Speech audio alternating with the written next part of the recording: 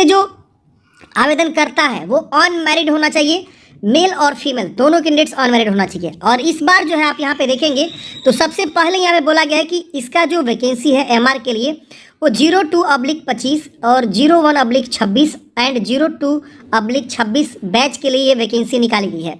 आपकी जानकारी के लिए बता दूं, इंटर पास के लिए भी वैकेंसी आ चुकी है एसएसआर। देखिए नेवी में हमेशा 2 बार वैकेंसी आती है, मतलब साल में 2 बार, लेकिन इस बार जो है एक ही बार ये तीनों के लिए जारी कर दिया गया, 02/25, 01/26 और 02/26 के लिए।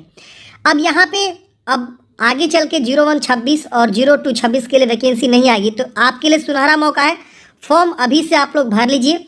और एसएसआर इंटर पास के लिए भी यहाँ पे बहाली आ चुकी है, उसके लिए हम अलग से वीडियो यहाँ पे बनाएंगे, बहुत जल्द आपको इसी चैनल पर देखने को मिल जाएगा। तो जो लोग इंटर पास है वो इंटर एसएसआर के लिए फॉर्म भरेंगे। ये मैट्रिक पास पे बहाली है एमआर पोस्ट के लिए। अब इसमें आप देखेंगे तो आपका सबसे पहले एजुकेशनल क्वालिफिकेशन बोला गया, तो आप मैट्रिक पास होने चाहिए, 50% जो है आपका परसेंटेज होना चाहिए किसी बोर्ड से, किसी भी यूनिवर्सिटी से, तो आप फॉर्म को अप्लाई कर सकते हैं।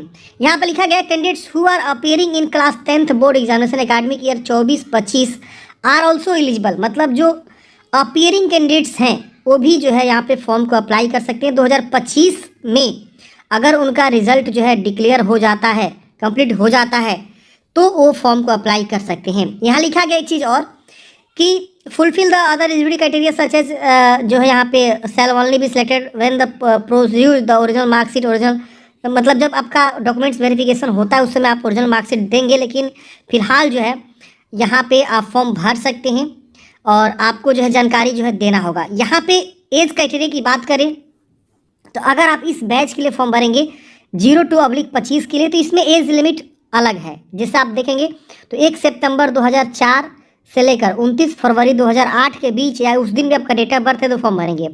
वही कोई कैंडिडेट्स 01/25 के लिए 26 के लिए फॉर्म भरेगा तो उसका डेट ऑफ बर्थ 1 फरवरी 2025 से लेकर 31 जुलाई 2008 के बीच या उस दिन है तो आपका फॉर्म भर सकते हैं।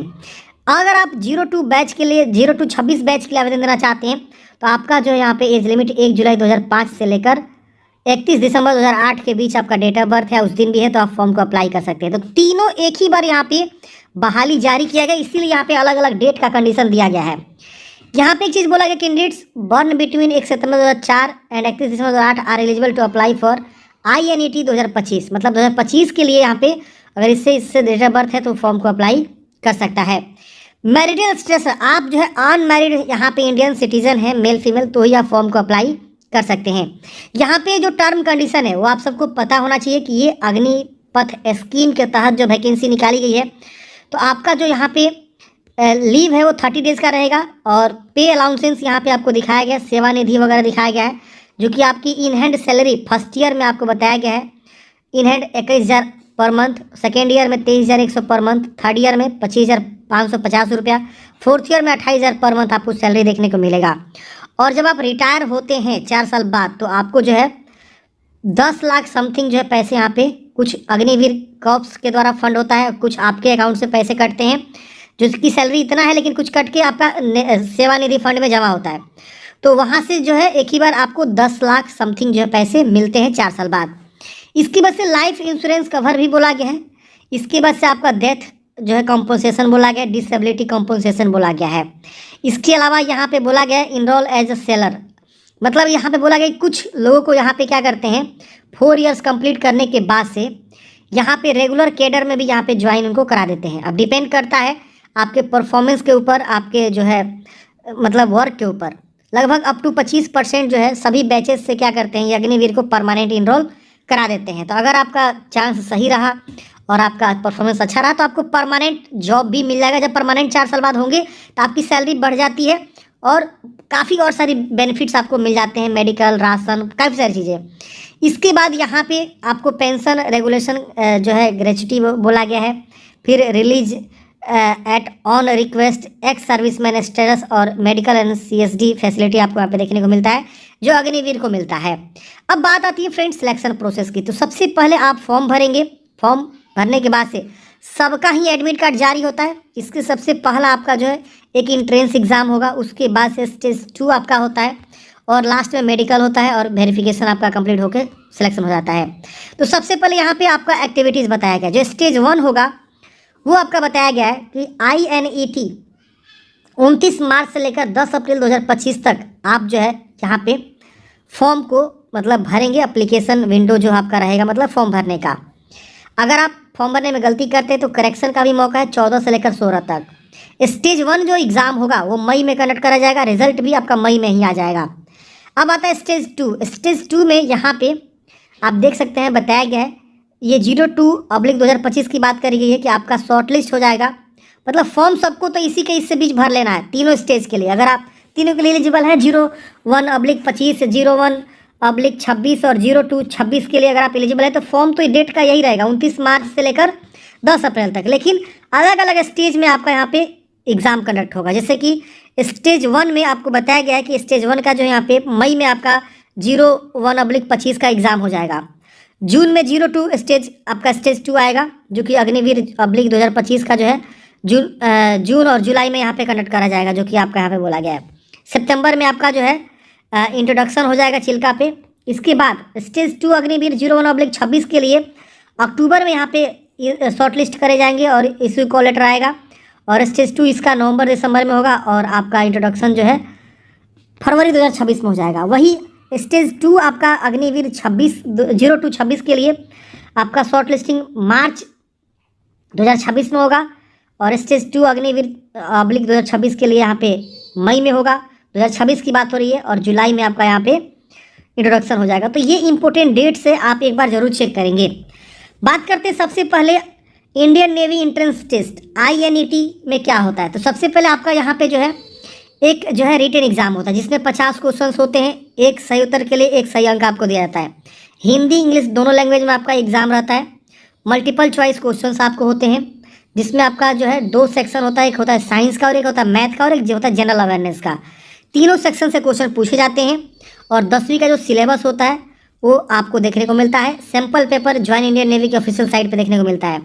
एग्जाम का जो ड्यूरेशन होता है फ्रेंड्स 30 मिनट का होता है और यहाँ पे आपको पेनल्टी फॉर रॉन्ग आंसर, अगर आप गलत जवाब देते हैं तो उसका पेनल्टी भी लगता है जिसको 0.25 होता है।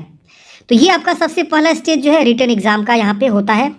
इसके बाद आपका होता है फ्रेंड्स सेकेंड 2 स्टेज। स्टेज 2 में आपका PFT written examination and recruitment medical. अब स्टेज 1 जैसे कोई क्वालिफाई करता है उसके बाद से उनको शॉर्टलिस्ट करा जाता है। शॉर्टलिस्ट होने के बाद से उनका जो है स्टेज 2 होता है। जैसे फ्रेंड्स आप स्टेज 1 क्वालिफाई करते हैं तो आपका जो है स्टेज 2 में आपका फिजिकल होगा। फिजिकल में आप देखेंगे तो यहाँ पे आपको अलग अलग कैटेगरी वाइज दे रखा हुआ है कि मेल को फीमेल के लिए क्या फिजिकल रहेगा।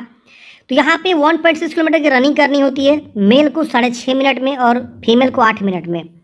उठक बैठक करने होते हैं मेल को 20 और फीमेल को 15। पुशअप्स करने होते हैं मेल को 15, फीमेल को 10।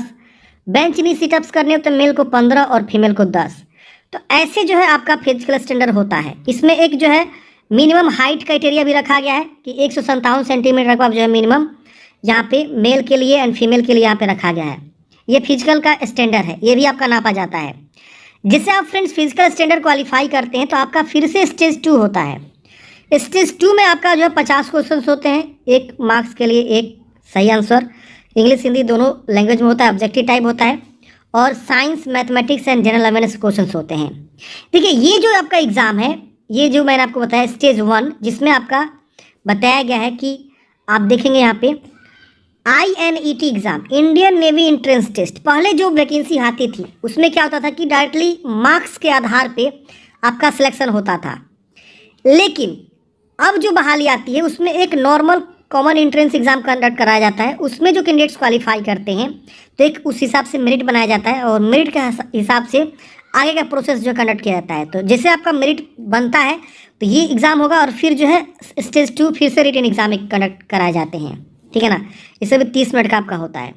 तो ये जो है आपका एंट्रेंस एग्जाम होगा, फिर आपका जो है मेडिकल एग्जामिनेशन होगा, फिर आपका प्रोविजनल सेलेक्टेड लिस्ट आएगा, प्री इनरोलमेंट मेडिकल होगा और मेडिकल स्टैंडर्ड का यहाँ पे जानकारी जो आपको दिया गया है। तो इसका सिलेक्शन प्रोसेस होता है। अब बात करते हैं फ्रेंड्स कि आपको फॉर्म कैसे भरना है। तो फॉर्म भरने के लिए फ्रेंड्स आपको जो है आना होगा ज्वाइन इंडियन नेवी की ऑफिशियल साइट पे। यहीं से आप जो फॉर्म को अप्लाई करेंगे जिसमें आपको एक फ़ोटोग्राफ जो है यहाँ पे मतलब लगेगा जिसमें मार्च 2025 से पहले का फ़ोटो नहीं होना चाहिए, 10 से 50 कभी के बीच। और आपको एक जो है ब्लैक स्लेट पकड़ के उस ब्लैक स्लेट के ऊपर आपका नाम, डेट ऑफ फोटोग्राफ टेकन, कब आपने फ़ोटो खिंचवाया हुआ है, वो क्लियरली जो है वाइट चौक से मेंशन होना चाहिए कैपिटल लेटर में, और उसके बाद आपको फ़ोटो खींचा होना चाहिए। तो ये विशेष ध्यान दीजिएगा, इसी तरह का फोटोग्राफ आपको यहाँ पे लगानी है। फॉर्म जो है आप लास्ट डेट 10 अप्रैल तक आप फॉर्म को अप्लाई कर सकते हैं। 29 तारीख से फॉर्म स्टार्ट हो रहा है। हम एक अलग से वीडियो लेकर आएंगे कि कैसे आपको फॉर्म को अप्लाई करना है। 29 मार्च को प्रॉपर हम वीडियो बना के बता देंगे। दोस्तों, इस वीडियो में इतना ही। मिलते हैं किसी नेक्स्ट वीडियो में। वीडियो अच्छा लगा हो तो लाइक करें और सब्सक्राइब करें इसी तरह के वीडियो पाने के लिए। आपका दिन शुभ हो। जय हिंद।